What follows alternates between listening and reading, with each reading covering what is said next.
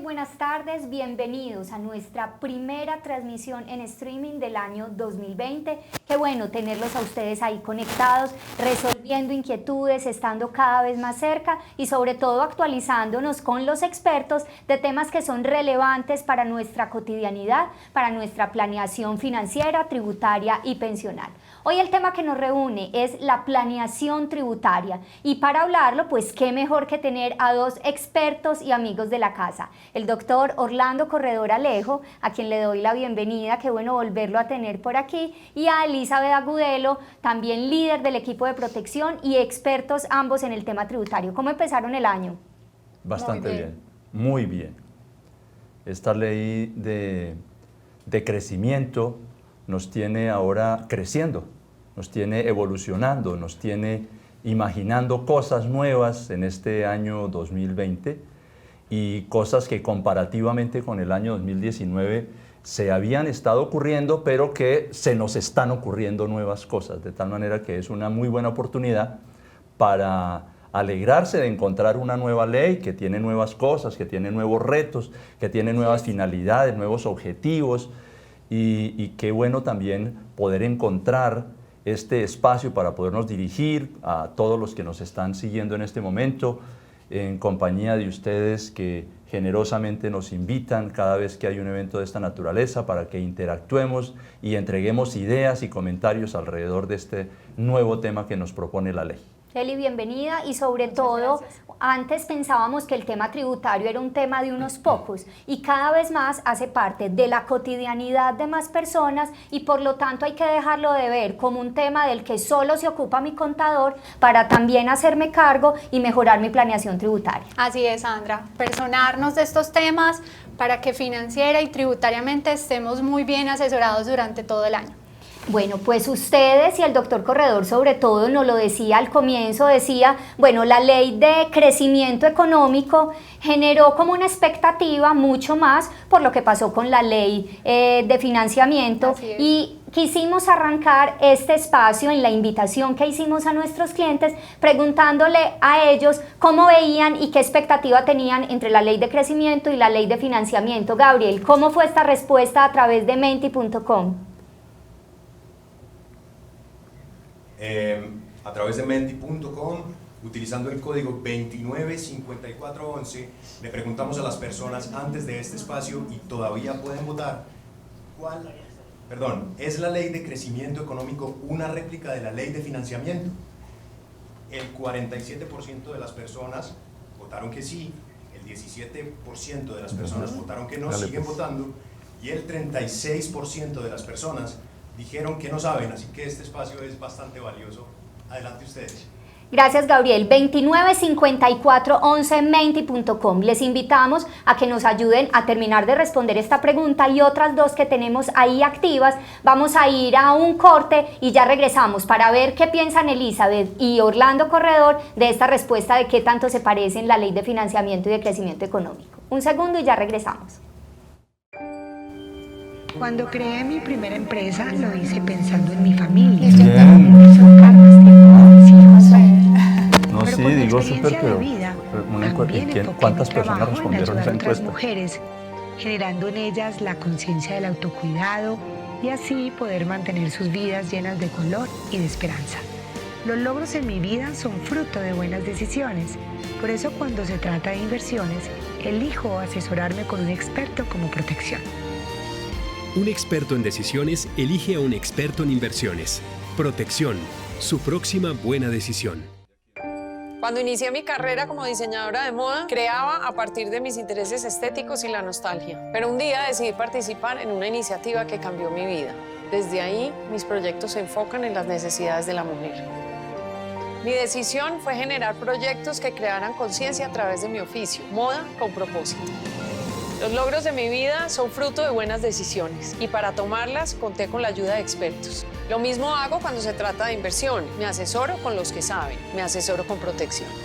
Protección me acompaña para que aproveche las oportunidades que se generan en el mercado. Me ofrecen soluciones y asesoría que se ajustan a mis necesidades. Un experto en decisiones elige a un experto en inversiones. Protección, su próxima buena decisión.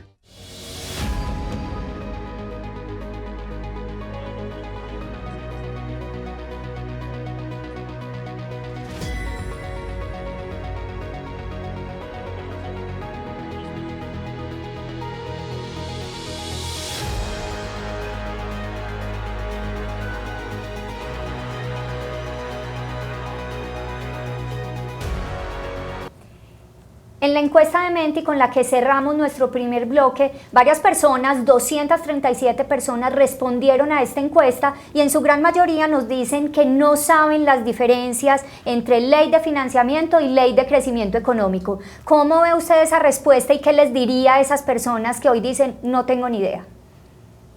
Bueno, pues la encuesta refleja algo que puede ser significativo dentro del país, porque desafortunadamente la materia tributaria, que es una materia que nos afecta a todos, desafortunadamente no es conocida por todos de manera íntegra. Y este realmente no es un problema solamente de ley o de conocimiento de la ley que se presume conocida, entre otras cosas. Simplemente es un problema tal vez de familiarización o de estar atentos a la evolución de ciertos detalles de tipo tributario, pero eso no significa nada distinto de la necesidad precisamente de que la gente empiece a reconocer que hay algo que los afecta verdaderamente y sobre lo cual a veces nos descuidamos. En este caso, precisamente la encuesta deja ver que hay un 37% de personas que dicen no sé, y eso realmente corresponde a una tendencia país, porque una gran mayoría de personas no reconocen el problema tributario, aunque uno debe segmentar también el tema, porque yo asumo que la gente a veces considera no estar interesada en el tema tributario porque quizás sienten que no son pagadores de impuestos. Y cuando uno observa que realmente el problema tributario va más allá, la gente se da cuenta que sí realmente paga impuestos. Nomás me voy a referir a una sola circunstancia. ¿Qué persona no consume cosas? ¿Qué persona no compra un saco, no compra unos zapatos? ¿Qué persona no compra algo de comer? Normalmente esos consumos tienen una incidencia tributaria que nosotros no vemos, está implícita dentro de los consumos el impuesto que nosotros tenemos que pagar, por lo menos impuestos sobre las ventas, por ejemplo. Entonces no debe haber un desconocimiento de la materia tributaria, aunque tampoco sea tan cercana para la generalidad de las personas.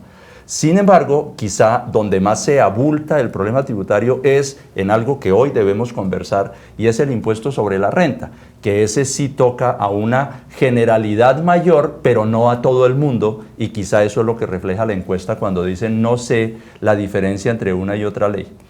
La declaración de renta que vamos a presentar este año equivale a lo que estaba expedido en la ley de financiamiento, y la que presentemos en el 2021, pero que haremos toda la planeación en el 2020, ahí sí equivale a la ley de crecimiento económico. ¿Qué debemos tener en cuenta quienes presentamos declaración de renta? Pues ya en la que presentemos en el año 2020, que equivale al año gravable 2019, no hay mucho que hacer, pero en la planeación y optimización tributaria, con lo que nos entrega esta nueva ley de financiamiento, ¿qué debemos tener en cuenta en este 2020? Exacto, muy importante, Sandra. Primero, ubicar a las personas en que teníamos una ley de financiamiento que nos duró un año, cuando normalmente veníamos con reformas tributarias cada 2 años, y la Corte se debió a unos vicios procedimentales o de forma dentro de la aprobación de la ley de financiamiento, que conllevó a que la Corte Constitucional posteriormente tuviera que hacer una declaración de inexequibilidad, declaración que es muy importante dejar presente que tenía efectos futuros, es decir, sus efectos empezaban a partir del 1 de enero de 2020, lo que implica, y es muy importante para quienes tienen obligaciones, y en este caso puntual obligaciones de declaración de renta, es que la ley de financiamiento seguirá vigente para todo el periodo fiscal 2019. ¿Esto qué significa? Que las declaraciones de renta que presentarán las personas naturales entre los meses de agosto y octubre va a ser conforme a las normas tributarias que tenía la ley de financiamiento. Y solo vamos a empezar a ver esos nuevos temas que se incluyeron en la ley de crecimiento económico y lo que también se replicó, pero a partir de lo que va a ser la planeación de 2020 y la declaración del impuesto de renta en 2021. Entonces, ¿qué debemos tener en cuenta? ¿Qué grandes cambios nos trae o qué se mantiene en la ley de crecimiento económico para uno iniciar esa planeación que arrancó el 1 de enero, ¿cierto? Sí, permítanme, yo interpelo y hago una aclaración adicional en el sentido, es que, claro, estamos ubicados en un primer escenario donde queremos informar, en primer lugar, informar, que sucede que en Colombia se emitió una ley que en su momento se llamó Ley de Financiamiento, que se emitió en el Congreso en el año 2018. Así es. Esa ley de financiamiento tenía una finalidad, que era una finalidad eminentemente recaudatoria, pues al fin de cuentas ese era su nombre, ley de financiamiento, buscar recursos para la Hacienda con el fin de poder financiar actividades del Estado. Esa ley que se tramitó en el Congreso, como lo dijo Elizabeth, fue estudiada por la Corte Constitucional y encontró la Corte que había unos vicios en el procedimiento de la aprobación de esa ley y por eso se decidió declarar inexequible. Inexequible significa que no se puede ejecutar, que no está acorde con los postulados de la Constitución Nacional. En la Corte Constitucional, cuando se hace el estudio y dado que era una ley tan importante, se determinó que el fallo de inconstitucionalidad debía producir efectos solamente a partir del 1 de enero del año 2020. El fallo es de octubre del año 2019. Pero la Corte dice, a pesar de que esta ley es inexequible, yo, Corte, la voy a mantener vigente hasta 31 de diciembre del año 2019 con la finalidad de que, entre tanto, para subsanar los vicios que se presentaron, el Congreso pueda volver a hacer la tarea de emitir una nueva ley. Como en efecto ocurrió, precisamente es ahí a donde está el tema de que logramos una ley nueva que ahora ya no se llama ley de financiamiento, ahora se llama ley de crecimiento. El crecimiento pues simplemente busca lo mismo, recursos del Estado para poder fortalecer los elementos estatales de Hacienda, economía, obras públicas, justicia, etcétera, etcétera. Claro, como venimos a una ley de crecimiento que tiene como antecedente la caída de la ley de financiamiento, lo primero que debía definirse era qué se tenía que hacer, qué era lo bueno, qué era lo malo, qué se debía conservar o qué no se debía conservar. Y por supuesto, la conclusión a la que se llegó fue, tenemos que tratar de hacer una ley simétrica, una ley que sea igual en contenido a lo que existió aprobado en la ley de financiamiento.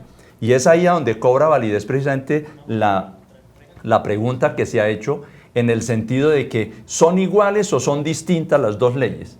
Y realmente si uno quisiera ser simple en la explicación, uno tendría que decir, con lo que he dicho previamente, la ley de crecimiento es una ley espejo frente a la ley de financiamiento, es decir, tienen unos contenidos similares, pero aunque tienen unos contenidos similares, de todas maneras, como lo aclaraba Elizabeth, es muy importante que quienes nos están viendo entiendan que como el impuesto de renta, que es uno de los capítulos de la ley, el impuesto de renta es anual, las normas anualizadas aplican precisamente por años.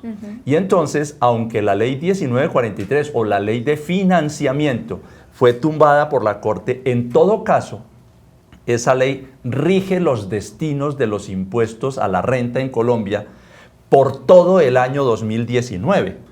El año 2020 se regirá por la ley 2010, por la nueva ley.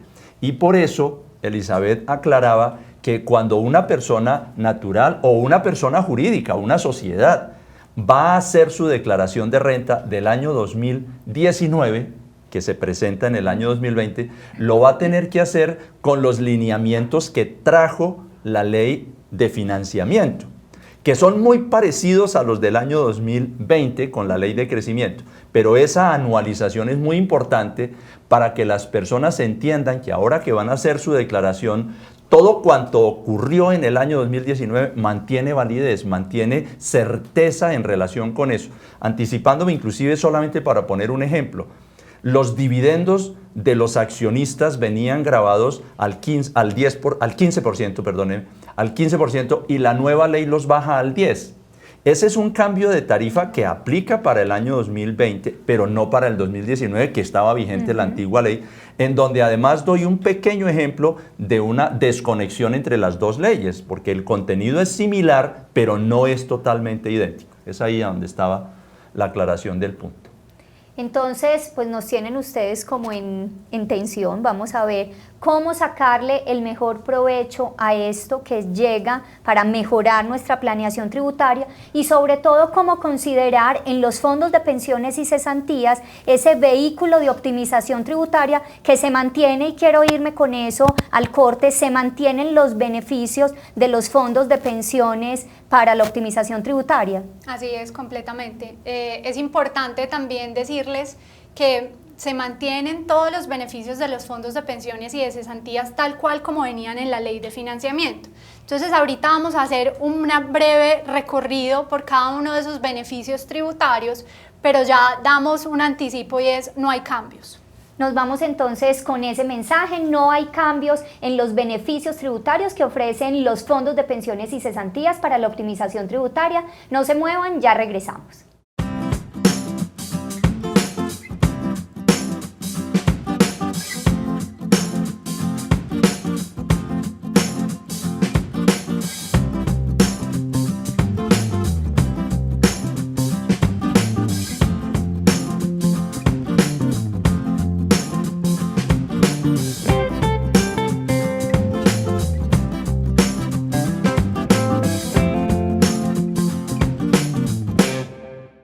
Regresamos a este streaming tributario y quiero regresar contándoles que seguramente en sus pantallas han estado viendo una ilustración que nos va a permitir también narrar de una forma mucho más cercana eso que estamos conversando acá con el doctor Corredor y con Elizabeth, y que va a estar disponible como parte de las memorias de este streaming. Hoy estamos transmitiendo por 2 canales de comunicación, por protección.com/eventos y por nuestra cuenta de Twitter @protección. En ambos canales nos pueden enviar sus preguntas utilizando el hashtag #elexpertodice. Y también tenemos al aire nuestra encuesta de Menti. En la segunda pregunta que tenemos les preguntamos a las personas si conocen los beneficios tributarios que trae el ahorro en los fondos de pensiones y cesantías. Gabriel, ¿cómo va esta encuesta? Bien, Sandra, esta encuesta ya va teniendo más usuarios conectados. Tenemos 396 personas interactuando a través de www.menti.com. Y utilizando el código 295411 los invitamos a que sigan participando. La pregunta es: ¿conoce usted los beneficios tributarios del ahorro en los fondos de pensiones y cesantías? El 47% de las personas dice que sí, pero el 53% de las personas dice que no. Así que adelante con la información ustedes. Eli, pues nos va a quedar entonces más o menos fácil explicar los beneficios que se mantienen, porque al parecer en el ejercicio que hemos hecho de explicarle a las personas los beneficios tributarios, ya vemos cierto conocimiento, hay un 43-57, entonces expliquemos y profundicemos esos beneficios que se mantienen en la optimización tributaria que se puede hacer en los fondos de pensiones y cesantías. Perfecto, Sandra. Iniciemos con decir que nuestros 3 productos tienen beneficios tributarios. Y vamos a iniciar por las pensiones obligatorias. Hoy las personas que tienen su pensión obligatoria o son afiliados a los fondos privados del régimen de ahorro individual con solidaridad pueden hacer aportes adicionales a sus cotizaciones obligatorias para mejorar esa mesada o proyección de mesada pensional o buscar una pensión anticipada a las edades que se tienen contempladas para la pensión. Esto implica también un beneficio tributario, y es que ese aporte sea considerado un ingreso no constitutivo de renta ni de ganancia ocasional hasta el 25% del ingreso anual de esa persona, y sin exceder para el 2020 de 89 millones de pesos. Esto significa que si una persona tiene ingresos asociados a sus ingresos laborales, de arrendamientos, de rendimientos, y adicionalmente cotiza obligatoriamente a su pensión obligatoria y tiene la capacidad de pago y la capacidad de ahorro para hacerlo, podría hacer aportes voluntarios en su pensión obligatoria de hasta el 25% de su ingreso anual y tendría un beneficio tributario.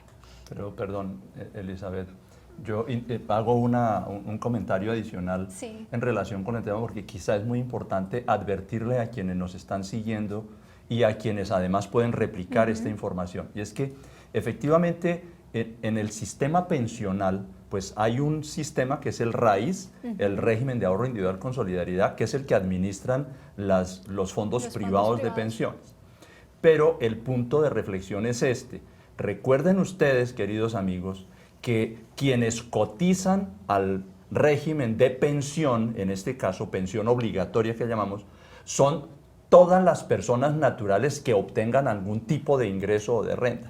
Porque es que a veces cuando uno habla del tema, normalmente el público en general entiende que está mencionando uno es a los asalariados.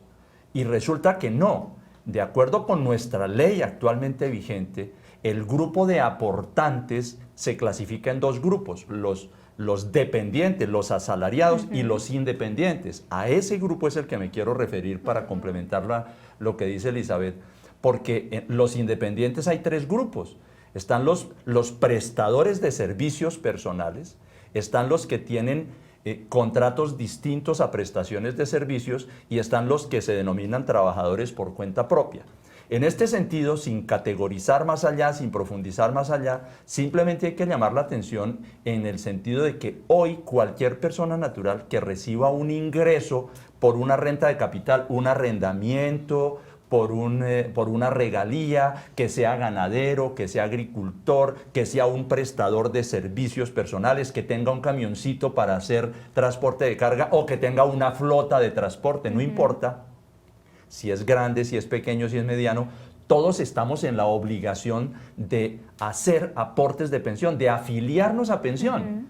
Pues obviamente el sistema de seguridad social va más allá porque incluye también salud. Sin embargo, en lo que nos interesa, pues es importante que todo el mundo conozca que la ley quiere que la gente aporte a pensión y desde el punto de vista tributario fortalece ese aporte con una medida, y es que lo que usted lleve al fondo obligatorio de pensiones no paga impuesto de renta, con la posibilidad además de hacer un aporte voluntario equivalente hasta el 25%. Y dicho de otra manera, yo soy ganadero, yo vendo 1 millón de pesos en el año. Yo puedo hacer aportes del 25%, que es decir, 250, evento en el cual no pago impuestos sobre 1 millón, pago impuestos sobre 750. Esa es una ventaja tributaria. Así es. Y siguiendo desde pensiones obligatorias, queremos referirnos a nuestros pensionados. Las pensiones en Colombia siguen siendo o siguen teniendo un beneficio tributario bastante interesante en la medida que continúan siendo renta exenta. Las mesadas pensionales son rentas exentas hasta 35.600.000 pesos mensuales, lo que equivaldría, digamos, que a la mayoría de la población colombiana. Vamos a ver más adelante que hay unos cambios interesantes también que introdujo esta ley de crecimiento económico en relación con las cotizaciones a salud de los pensionados. Que fue una muy buena noticia para ellos y que estaban para un esperando. segmento. ¿Alguna otra precisión de los beneficios que se mantienen? Hablamos de pensiones, Listo. vamos a hablar de cesantías. Exacto, vamos a pensiones voluntarias. Ah, bueno, digamos que perfecto. empezamos por las pensiones obligatorias, que muy bien las explicó ya el doctor Corredor, hacen parte de esas cotizaciones obligatorias al sistema general de pensiones y que permite que quienes ahorren o contribuyan de una manera adicional o voluntaria tengan unos beneficios.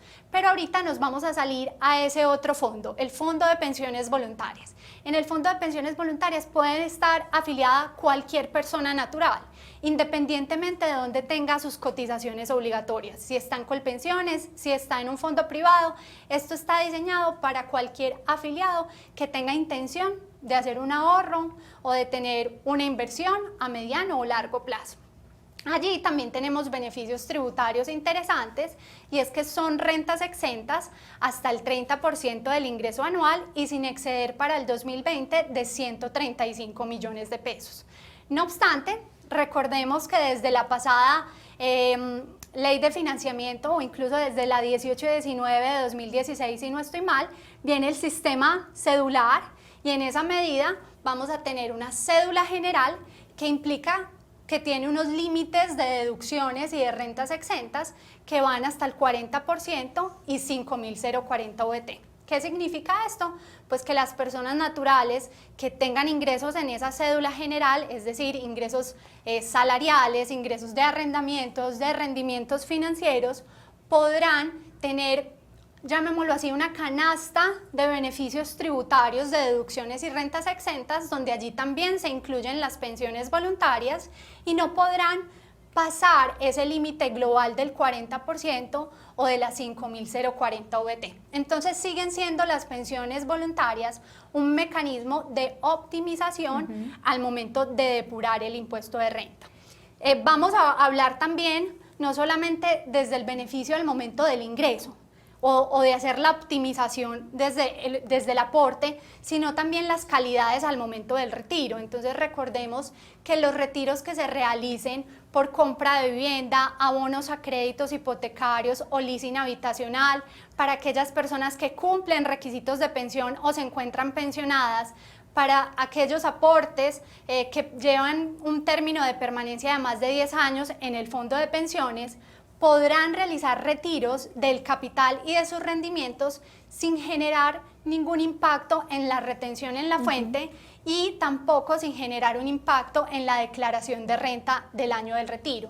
Entonces pongo un ejemplo importante, una persona que tiene unos ahorros, generan unos rendimientos financieros y en la medida que ya cumple requisitos de pensión, retira esos recursos con unos rendimientos interesantes que ya no tendría que sumarlos dentro de la cédula general como un ingreso adicional, porque la misma norma le está permitiendo que ese retiro que cumpla con las condiciones, en este caso el cumplimiento de requisitos de pensión, no va a generar ninguna alteración en su declaración de renta del año del retiro. Eli, frente a eso que nos explicas, hay una pregunta puntual de Juan Felipe Pineda. Él nos dice: cuando una persona usa el fondo de pensiones voluntarias como vehículo de inversión y de ahorro y hace retiros, estos salen en el certificado tributario como retiros sin cumplimiento de requisitos de pensión, conociendo que no fueron usados tributariamente. La persona se los debería llevar como un ingreso en la declaración de renta.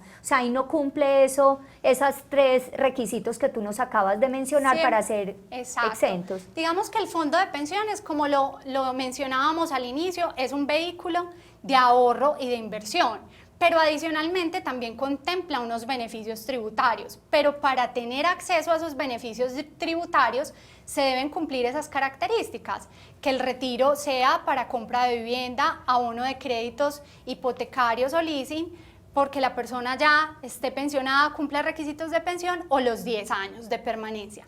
Si no se cumplen estas cualidades, ¿qué pasa? Que en el certificado vamos a evidenciar que hay un retiro sin el cumplimiento de las condiciones, porque no obedece ni a un concepto de vivienda, ni pensión, ni de permanencia de los 10 años en el fondo. Tenemos otra pregunta, él es Oscar Gómez y nos dice: si ahorro 89 millones en el tope del fondo obligatorio, ¿es exento de renta por el 100% de esa inversión? Ahí tenemos que tener en cuenta que la norma me dice primero que es el 25% de mi ingreso anual. Entonces tendríamos que mirar cuánto es el ingreso de esta persona, y si son unos ingresos altos, ya ahí sí me voy a la segunda parte que dice sin exceder 2.500 VT, que hoy corresponden al valor de 89 millones de pesos. Entonces, para dar respuesta a Oscar, primero debemos validar cuáles son sus ingresos totales anuales, de allí tomar el 25%, que podrá ser menor o superior a 89 millones, y en caso de que sea superior, la norma le establece como tope esos 89 millones. Julián nos pregunta, yo creo que esta nos puede ayudar el doctor Corredor: si una persona natural de sus inversiones en el exterior, que son 500 millones, y de la venta de un apartamento en Colombia, que también suponen un valor de 500 millones, abre una cuenta para sus hijos en protección para un ahorro obligatorio y otro voluntario, ¿cómo se beneficia o no el padre de los hijos? Bueno, esa es una pregunta compleja, sí, ¿no, Elizabeth? Sí. Porque es que, digamos, hay que evaluar varias cosas. La primera es: yo como padre, si hago un aporte a favor de mis hijos en el fondo de pensiones, pues lo podría hacer en el fondo voluntario. En el fondo obligatorio resulta un tanto complejo, porque en los fondos obligatorios, pues si bien pueden estar afiliados cualquier tipo de sujetos y cualquiera que sea la renta que origina el aporte obligatorio, pues hay que buscarle una fuente de cómo yo le traslado a mis hijos eso y cómo le da validez para que ellos puedan ser aportantes obligatorios al fondo obligatorio. Esa es una primera circunstancia, porque es posible que yo le regale la plata a mis hijos, yo lo puedo hacer como una donación. esa donación les genera la obligación de hacer aportes obligatorios al fondo obligatorio, es una situación de seguridad social. Pero lo que puedo decir es que cuando yo, padre, hago un aporte al fondo de pensiones sin consideración si va para el voluntario o para el obligatorio, pues hay una doble cara, porque la cara del padre que hace el aporte a favor de su hijo, que evita ese patrimonio en su cabeza y lo coloca en cabeza de sus hijos, pero obviamente para los hijos se genera un enriquecimiento patrimonial porque el patrimonio va a ser desplazado hacia ellos. Cualquier traslación patrimonial de padres a hijos tiene que ser evaluada en dimensión tributaria porque puede generar un impuesto en cabeza del hijo. Puede ser que una de las medidas sea el atributo de los fondos de pensiones, pero no es una circunstancia de primera mano mostrable como beneficiosa a través de esta conversación que estamos teniendo, porque entran otros valores que necesariamente tienen que ser valorados por el padre y por los hijos, porque hay hijos menores, porque hay hijos mayores, porque hay hijos mayores que pueden estar ya ejerciendo una profesión, un arte, un oficio. Entonces ahí hay distintas cosas que pueden generar alguna dificultad o comentario adicional. Pero en esencia, de cara al padre, lo que uno puede ver es que si le hace el trámite de traslación de patrimonio a sus hijos, pues está simplemente él despatrimonializándose, pero está patrimonializando a los hijos. Por eso el esquema de mirarlo por punta y punta. Así ¿verdad? es. Eli, hicimos una pausa para preguntas, nos Sí. faltó explicar el tema de cesantías. Falta cesantías, pero termino pensiones voluntarias también con dos precisiones más. Una, en los fondos de pensiones voluntarias están exentos del 4 por mil o del gravamen a los movimientos financieros, situación que permite que cualquier retiro de aportes o de ahorros realizados en estos fondos no será gravado con este impuesto independientemente del monto. Y otro tema interesante es que mientras no existan retiros de un fondo de pensiones voluntarias, no estamos hablando de rendimientos financieros, sino de valorizaciones o desvalorizaciones de acuerdo a los portafolios de inversión, y en esa medida pues no estamos generando ese otro componente de rendimiento financiero, sino hasta tanto exista un retiro. Perfecto, ahora hablemos de cesantías Ahora, para cerrar este bloque. Para cerrar este bloque terminamos con cesantías. En cesantías tenemos que hacer una diferenciación si estamos hablando de dependientes o trabajadores o si estamos hablando de independientes. Quienes tienen un vínculo laboral tienen un beneficio en las cesantías. Recordemos que ya las cesantías son ingreso al momento en que se pagan directamente al trabajador o cuando son consignadas al fondo de cesantías. Es decir, ahorita que viene todo el tema de la entrega de cesantías por parte de los empleadores, antes del 14 de febrero a los fondos, allí ya se genera un ingreso para el periodo fiscal 2020, esas cesantías que son consignadas. Entonces, primero son ingreso desde el momento de la consignación o del pago directo del empleador al trabajador. Y por otro lado, permite unas rentas exentas que deberán evaluarse de acuerdo a los ingresos de ese trabajador para determinar si son rentas exentas o en qué porcentaje son rentas exentas dentro de la cédula general.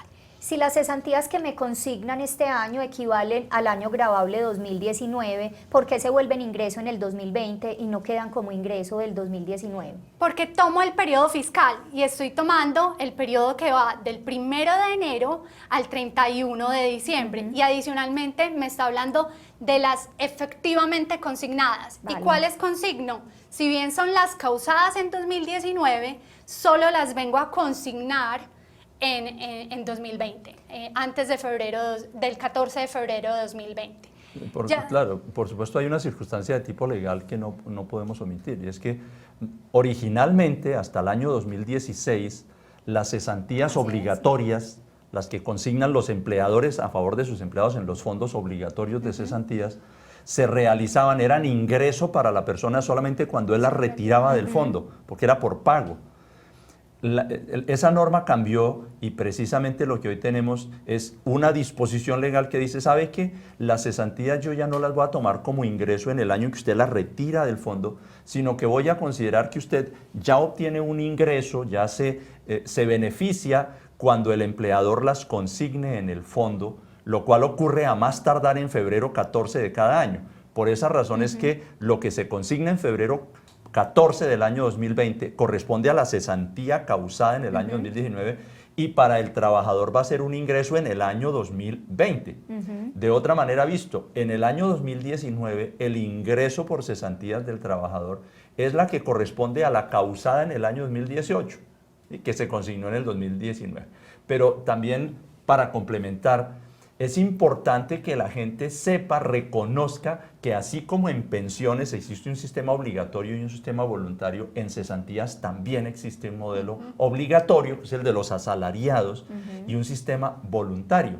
Y el sistema voluntario también tiene un beneficio tributario que la ley concede en el sentido de que si usted es ganadero, si usted es agricultor, si usted es independiente, usted puede tomar una parte de sus ingresos y llevarla al fondo de cesantías como ahorro voluntario, caso en el cual la ley le permite deducir de sus impuestos ese valor de la cesantía. ¿Todavía es una 12ª parte? Una 12ª parte, máximo hasta 2.500 unidades de valor tributario, es decir, 89 para este año millones. 89 millones de pesos. Esto es una invitación a que la gente también haga aportes a los fondos de cesantías, aportes voluntarios, porque son una forma también de hacer ahorro, porque las cesantías al fin de cuentas suponen un ahorro para cuando uno esté cesante. Y nadie tiene la vida comprada, nadie tiene el trabajo comprado, nadie tiene la independencia comprada. El ahorro es un factor de previsión necesaria, obligatoria. De tal manera que cuando uno tiene un profesional a su servicio, como son los fondos de pensiones y los fondos de cesantías, pues uno, además acompañado del atributo legal, de que si yo hago un aporte, me dan la deducción de impuestos, eso es tanto como que la inversión me la estoy gastando. Ese ahorro tributario genera un estímulo a favor precisamente de eso para los independientes. Y en ese capítulo de los independientes no necesitan la carta de un empleador para hacer el retiro, para vivienda o educación o en momento de desempleo, sino que él es libre de retirarlo cuando lo desee. Absolutamente, sí. Tenemos 3 preguntitas antes de irnos al corte de este bloque. Andrea nos pregunta, ¿a partir de qué monto en pensiones voluntarias un menor de edad debe declarar renta? Bueno, ya he establecido, más allá de si son menores de edad o no, ¿qué fue lo que nos explicó ahora las personas naturales Corredor? tenemos, digamos, unos topes definidos para ser declarantes del impuesto de renta. Son unos temas de patrimonio, unos temas de consignaciones, depósitos, movimientos o compras a través de tarjetas de crédito o débito y el tema de ingresos. Entonces, digamos que estos son los límites, 1.400 VT para el tema de ingresos, movimientos bancarios y temas de depósitos o compras con tarjetas de crédito, que está alrededor, doctor, 40 millones. 45 millones de pesos. Y en el tema de patrimonio es un poquito más alto el límite, pero no nos excede un valor de 4.500 unidades de valor tributario, 140 millones 140 millones de pesos. Entonces, para responderle, Andrea, estos son los topes. Independientemente si la persona es menor o mayor de edad, siempre debemos validar si es superior a estos topes, tendrá la obligación de presentar la declaración de renta, que no necesariamente implica que tenga la obligación de pago de impuestos, pero sí la obligación formal de presentar la declaración. Mario Pérez nos pregunta, sí, señor. Perdón, Sandra, yo hago una interpelación con el tema de la pregunta de Andrea, porque es que cuando se dice desde qué monto los hijos deberían presentar declaración, es muy importante que se reconozca un elemento de tipo legal en el caso de los menores. Los menores no son declarantes autónomos de renta. Los menores, los que declaran la renta realmente son los padres, porque en virtud de la ley civil existe un fenómeno que se llama el usufructo de los bienes de los hijos menores. Entonces, para Andrea, cuyo nombre no sabemos, pero es un bonito nombre, su apellido no sabemos, pero es un bonito nombre de todas maneras, hay que decirle que debe ser muy cuidadosa, y todos ustedes en general, los que hacen aportes a favor de hijos menores, deben ser cuidadosos en el sentido de que, dependiendo el título al que se traslade y la manera como se hagan esos aportes al fondo, finalmente el que resulta comprometido en declarar renta es el padre o la madre o los dos. Y si yo no quiero quedar comprometido con esa declaración, tengo que hacer una diligencia notarial que se llama la renuncia al usufructo legal de los bienes del hijo. Esto es para complementar esta pregunta de la niña Andrea, en el sentido de que está bien que fortalezca los aportes a favor del hijo, que si hace aportes hasta una cuantía de 1.400 unidades y cuando patrimonialmente no excedan de 4.500 unidades, posiblemente todavía no hay un problema de declaración de renta. Pero cuando haya el problema de declaración de renta, la tienen que presentar los padres o hacer la renuncia. Perfecto. Mario Pérez nos dice, ¿se considera cumplido requisito de pensión cuando se opta por pensión anticipada o se tiene que esperar hasta el beneficio de cumplir la edad? Muy apropiada esa pregunta para hacer unas claridades. Como la norma nos habla de cumplimiento de requisitos de pensión, debemos trasladarnos al tema de la pensión obligatoria y en esa medida tenemos que validar el régimen de ahorro individual versus el régimen de prima media. Sabemos que cumplir requisitos de pensión en el régimen de prima media o colpensiones es la edad y las semanas. En ese sentido, una persona que tenga las 1.300 semanas y tenga la edad 57 años mujer o 62 años hombre, ya cumple los requisitos de pensión. Nos ha pasado en ocasiones que tenemos clientes que dicen, tengo 1.500 semanas, de hecho tengo más de las exigidas, que son 1.300, pero no tengo la edad. ¿Cumplo requisitos de pensión para mis retiros en pensión voluntaria? No lo cumple, porque se requieren necesariamente edad y semanas cotizadas. No lo cumple si está en colpensiones. En colpensiones, exacto. Cuando nos trasladamos o vamos a mirar el régimen de ahorro individual con solidaridad, allí es el caso de los fondos privados. Quien tiene sus cotizaciones obligatorias en un fondo privado se debe analizar es que cumpla con un capital que solvente una pensión de hasta un salario mínimo. Entonces podemos tener casos de personas que a los 43 años de edad tenían unas cotizaciones bastante altas o empezaron muy jóvenes a cotizar y en esa medida tienen un capital que si se quisieran pensionar a los 43 años ya tendrían una pensión del mínimo. Es por esto que podrían hacer retiros sin necesidad aún de haberse pensionado o anticipadamente. Frente a esa explicación nos contrapregunta Juan Merino y nos dice, si ya se cumplen los requisitos de pensión en los fondos privados y se han realizado esos retiros, así como el ejemplo que pones de los 43 años y ya tenía para solventar una pensión de hasta un salario mínimo, pero se traslada al régimen de prima media, es decir, se traslada a colpensiones, ¿cuenta los requisitos de este último o puedo seguir haciendo mis retiros? No. ¿O pierdo ese beneficio? Pierdes el beneficio, porque lo que miramos siempre es el momento efectivo del retiro. Perfecto. En el fondo de pensiones voluntarias. Entonces, en el momento en que la persona se acerca a hacer un retiro de su fondo de pensiones voluntarias, en ese momento tenemos que mirar si cumple los requisitos de pensión. Al haberse trasladado, si aún, por ejemplo, no tiene la edad de los 62 años hombre, pues esta persona en ese momento no cumpliría los requisitos de pensión y en esa medida pues no podría hacer el retiro con beneficio tributario basado en cumplimiento de requisitos de pensión. Última pregunta de este bloque. Al momento de retirar las cesantías aportadas voluntariamente, me voy al grupo de los independientes, y que dedujo en la declaración de renta, ¿estas serían grabadas? No. Esa pregunta hay que contestarla categóricamente diciendo que no, porque el ahorro que yo hago como independiente en el fondo de cesantías es un ahorro que patrimonialmente se conserva dentro de los activos de la persona. Es decir, si yo tengo 100 pesos en el fondo de cesantías, pues yo sigo teniendo esos 100 en mi patrimonio y los declaro como un activo patrimonial mío. Lo que pasa es que desde el punto de vista legal, la ley quiere que yo ahorre permitiéndome una financiación a través de la reducción de mi impuesto, generando esa deducción de mi renta. Por esa razón, cuando yo ahorro, tengo un gasto deducible, beneficio tributario. Pero al ser ese valor parte de mi patrimonio, cuando yo retiro el valor Yo estoy simplemente retirando de una cuenta de mi activo, estoy haciendo una reposición de capital que se llamaría, lo cual no genera una recuperación del gasto, no hay ninguna condición de tipo legal que indique que si yo retiro el recurso antes o después de ciertos requisitos deba recuperar o deba devolver el impuesto, esa no es una condición de ley, razón por la cual ahorro, tengo el beneficio, retiro el recurso del fondo de cesantías, simplemente estoy retirando de mi cuenta. Hoy con la exención del GMF, entre otras cosas que ya mencionamos previamente y que volvemos a poder tocar más adelante.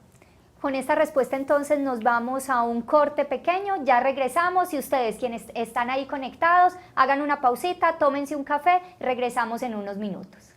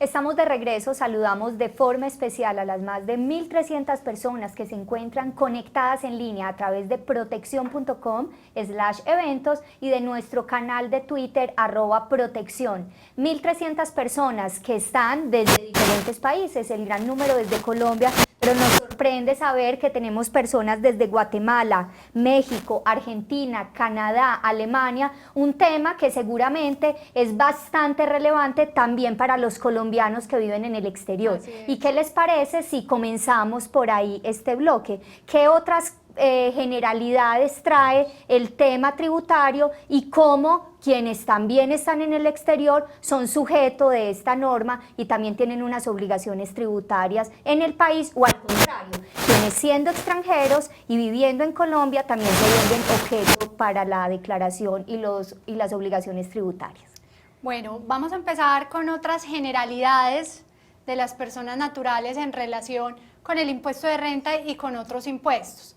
La Ley de Crecimiento Económico continúa con el impuesto al patrimonio. Digamos que la Ley de Financiamiento tenía contemplado que el impuesto al patrimonio para aquellas personas naturales que tenían activos líquidos de 5.000 millones al 1 de enero de 2019 tenían contemplado un pago del 1% sobre la base de este impuesto durante 3 años.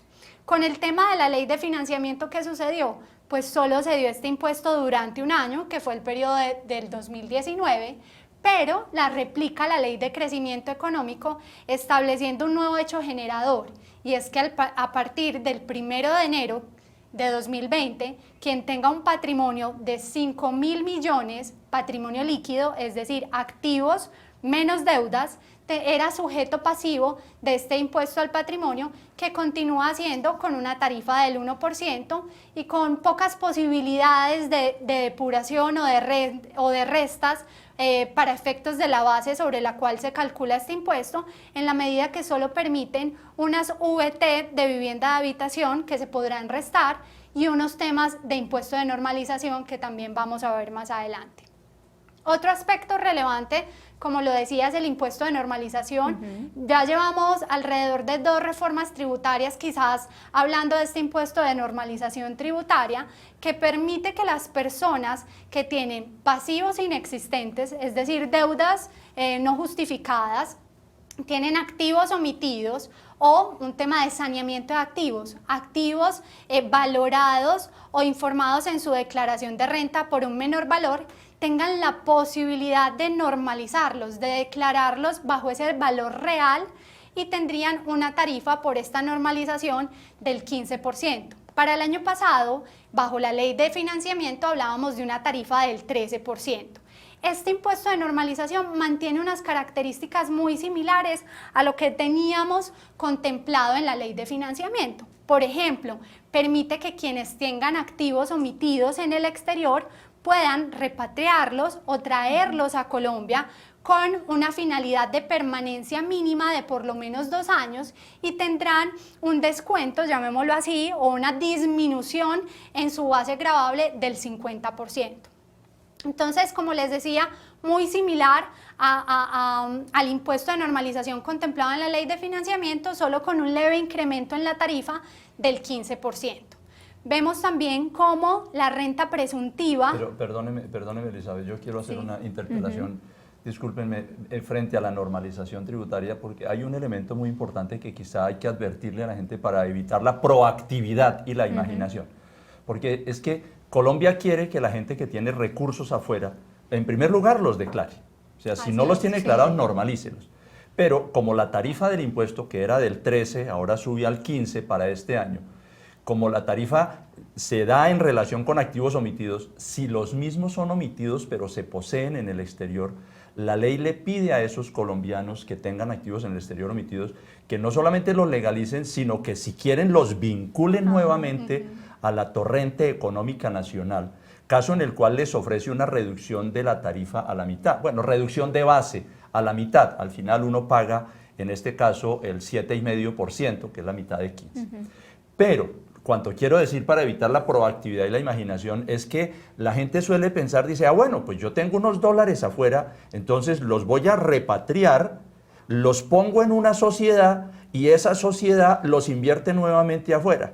Ese es un círculo que uno no puede patrocinar porque sería violatorio de lo que quiere la ley. Lo que quiere la ley es que el recurso se traiga a Colombia y se deje en Colombia al menos durante 2 años. Entonces, nada de buscar esquemas de reducción del impuesto de normalización para volver a sacar la plata. Es eso. Con esa claridad que usted nos da, aprovecho y le transfiero esta pregunta que nos hacen y dice, si soy colombiana y traigo mis ahorros pensionales del Perú con la ley 95.5, ¿cómo los debo declarar en Colombia? Sí, la persona, estoy entendiendo la pregunta, la persona tiene unos ahorros que tiene localizados en Perú y los quiere traer a Colombia. Pues la dimensión de la situación es un poco compleja porque pues, la persona se anuncia como colombiana, pero no sé si está en Perú o si está en Colombia, porque hay que medir el concepto de residencia fiscal. Perfecto. Quienes deben normalizar los activos que poseen en el exterior son los sujetos que tengan la calidad de residentes en Colombia. Y para ser residente en Colombia, pues hay que mirar algunas condiciones, una de las cuales es permanecer en el país al menos durante 183 días. De manera que si partimos del hecho de que la persona está en Colombia con el concepto de residencia y el activo lo posee en Perú, de todas maneras debe incorporarlo dentro de su declaración de renta colombiana. Y si no los tiene incorporados, pues naturalmente los tiene que incorporar y los puede normalizar, porque es una obligación legal incorporar ese patrimonio, aunque se posea en Perú, aunque se posea en Bolivia, aunque se posea en Ecuador. Y menciono los 3 países porque son los países de la CAN, de la Comunidad Andina de Naciones. Y si bien en la CAN existe un principio de que los patrimonios poseídos en esos países solamente se gravan en esos países y no en Colombia, eso no significa de ninguna manera que eso es una licencia para que el colombiano omita declararle a Colombia lo que posee en esos países. Por esa razón es normalizable ese activo y se puede traer con las prerrogativas que estamos diciendo de si hay repatriación, la mitad del impuesto. Perfecto. Así es. En otros aspectos está el tema de la renta presuntiva. La renta presuntiva, recordemos que el impuesto de renta, normalmente las personas declaran y pagan impuestos sobre sus ingresos, pero siempre se debe comparar con su patrimonio, para que quienes tengan unos patrimonios muy grandes o sus ingresos sean inferiores a estos patrimonios, puede llegar a suceder que su impuesto de renta no sea vía efecto de sus ingresos, sino en comparación o en la medida en que su patrimonio es mayor y se presume una especie de rentabilidad sobre ese patrimonio. En esta medida, digamos que esa renta presuntiva se buscaba irla eliminando paulatinamente y para la ley de financiamiento se tenía contemplado que en el 2020 esta tarifa por renta presuntiva fuera del 1,5. Sin embargo, la ley de crecimiento económico hace una aceleración un poco de esa eliminación de la renta presuntiva, estableciendo que la tarifa de ese comparativo para efectos de renta presuntiva va a ser del 0,5%. O sea que para responder la pregunta de Elkin Fabián, que nos dice, si una persona está sujeta a la renta presuntiva, ¿cuál, según la nueva ley de financiamiento, debería ser mi tarifa para el año 2019 y cuál para el 2020? Entendiendo que me puedo deducir sin límite de cuantía todos mis ahorros o saldos en mi fondo de pensiones voluntarias. ¿Es esto cierto? Entonces, para el 2019 tendremos la tarifa del 1,5, que era la que aplicó bajo ley de financiamiento y que, como lo decíamos al inicio, no pierde no pierde vigencia para el periodo gravable 2019 la ley de financiamiento. Para el 2020 tendremos una nueva tarifa mucho menor, que es la del 0,5. Y adicional pues también a lo que nos decía sobre poderme restar cuando estoy calculando ese patrimonio líquido para efectos del cálculo de la renta presuntiva, el saldo total de las pensiones voluntarias, le decimos a esta persona que no es un tema que esté contemplado en la ley, sino en una sentencia del Consejo de Estado que estableció que se podía hacer este procedimiento. Nos falta hablar del componente inflacionario, bueno, y ¿cierto? de otros temas también. Ajá. Entonces, sobre el componente inflacionario, recordemos que en el 2019, con la ley de financiamiento, se genera una derogatoria. En el último artículo de esta ley de financiamiento se derogaron aquellos artículos relacionados con el componente inflacionario, que para quienes no sepan qué es el componente inflacionario, era ese beneficio tributario que se le generaba a los rendimientos financieros producidos en las rentas fijas de productos como CDTs, deudas públicas, cuentas de ahorro, fondos de empleados y algunos componentes de ciertos fondos o carteras colectivas. Es así como, digamos, que permitía al gobierno que tuvieran, por la indexación del dinero en el tiempo, un factor que fuera no gravado, y esto es lo que conocemos como el componente inflacionario. Entonces, del 100% de ese rendimiento financiero, el gobierno anualmente informaba qué porcentaje no era gravado en virtud que lo denominaba o lo asimilaba a esa indexación del dinero, y solo sobre el valor restante era un ingreso gravado. En el 2019, con la ley de financiamiento, se elimina este beneficio del componente inflacionario y vemos como en el 2020 la ley de crecimiento económico no lo tiene contemplado en las derogatorias de la ley, lo que lleva a concluir un poco, y ahí el doctor Corredor también nos cuenta, un poco revivir ese tema del componente inflacionario. Sí, efectivamente, ahí hay un fenómeno muy lindo, pero desde la óptica del derecho, de los estudiosos de lo que es la jurisprudencia, la ley y ciertos fenómenos. Pero aquí, ¿cuál es el asunto? Efectivamente, la ley 1943, la ley de financiamiento, había derogado el componente inflacionario de los rendimientos financieros. Y como fue necesario sustituir los contenidos, cuando se hace el análisis de la nueva ley, la ley de crecimiento, se decide no mantener esa derogatoria, sino por el contrario hacer uso de un fenómeno que se denomina la reviviscencia de las disposiciones legales.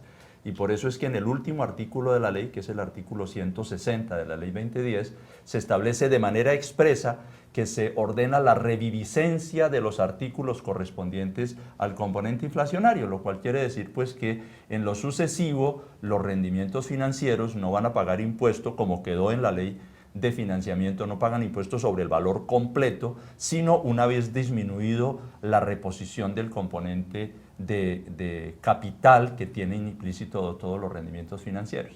Entonces es un fenómeno bonito que se llama finalmente la reviviscencia de las normas legales. Mire, con ustedes hemos aprendido mucho, pero al final lo que más nos interesa de quienes estén allá conectados es que efectivamente incorporen dentro de su cotidianidad la planeación tributaria. Y precisamente esa fue la última pregunta que hicimos en menti.com. ¿Qué tanto acostumbra realizar una planeación tributaria para efectos de su impuesto de renta? Gabriel, ¿cómo estuvo esta respuesta? Bien, y la tercera pregunta que tenemos en menti.com con el código 295411, ¿acostumbra usted realizar una planeación tributaria para efectos de su impuesto de renta? Tenemos un empate. Tenemos 50% sí y 50% no, así que dennos sus recomendaciones. Adelante. Sí, ¿qué decirle a ese 50% que hoy no está haciendo una planeación tributaria? ¿Cómo incorporarlo en esa cotidianidad, en lo que nos deduce el empleador para los que somos asalariados, en quienes somos independientes en esos ingresos que recibimos o por cánones de arrendamiento? ¿Cómo hacer esa optimización para sacarle el máximo provecho a esta nueva ley de crecimiento económico? Pues yo diría que en primer lugar, viendo que hay 50-50, hay que trabajar sobre el 50 amarillito. Claro. El 50 de los que dicen que no hacen planeación tributaria.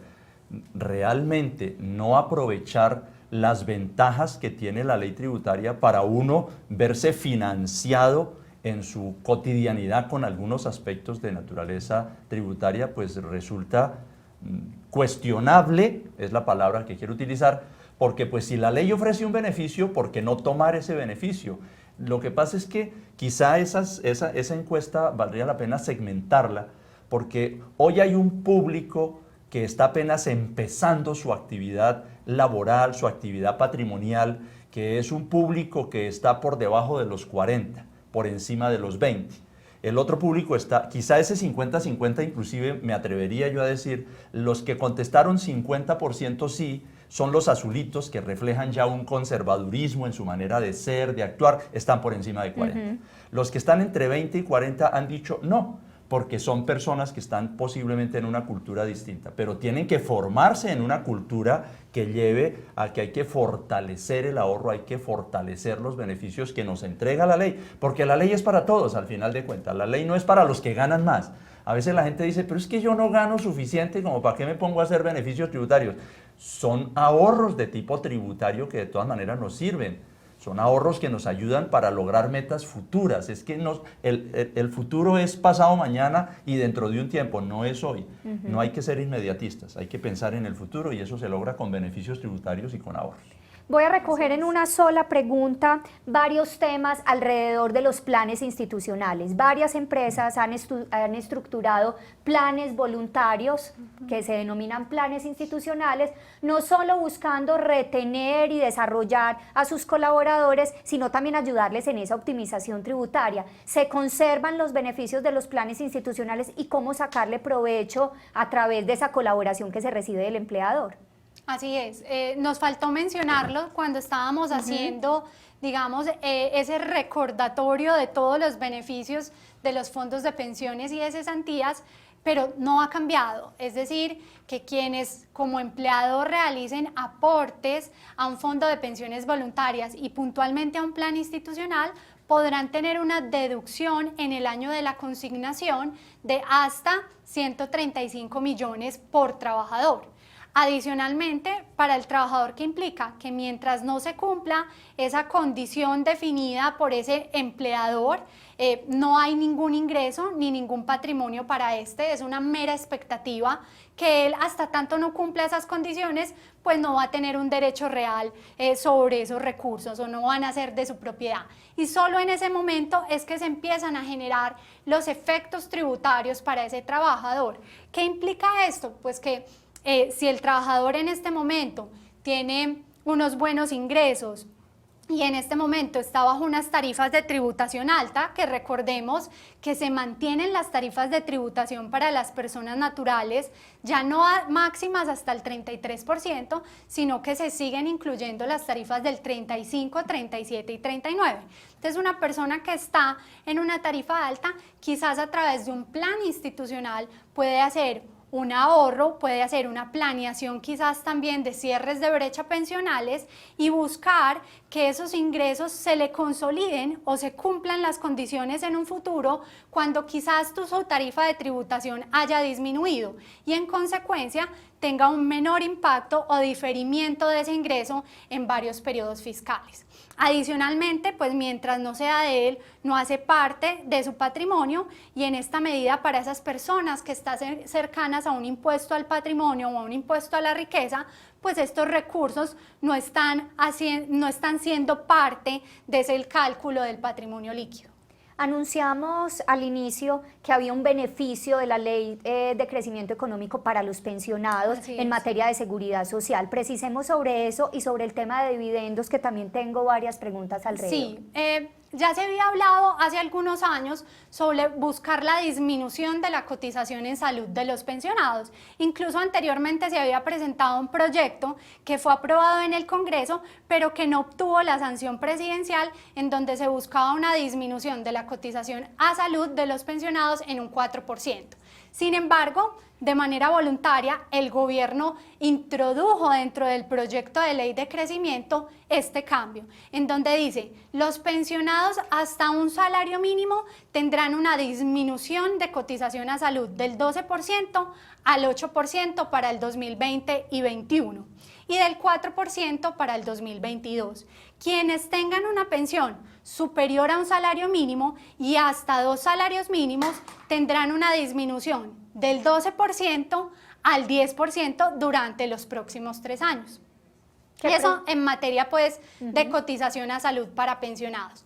En el tema de los dividendos, como lo enunciamos un poco al inicio, los dividendos se indicaba que quienes tuvieran dividendos superiores a 300 VT, es decir, para el año pasado era alrededor de 10.200.000 pesos y para este año está alrededor de 10.600.000 anuales, tenían para el 2019, como lo contemplábamos, una tarifa del 15%. En este año 2020 vemos una disminución al establecer una tarifa del 10%. ¿Algo para precisar que se nos quede dentro de esas generalidades de la Ley de Crecimiento Económico, algo que no hayamos dicho?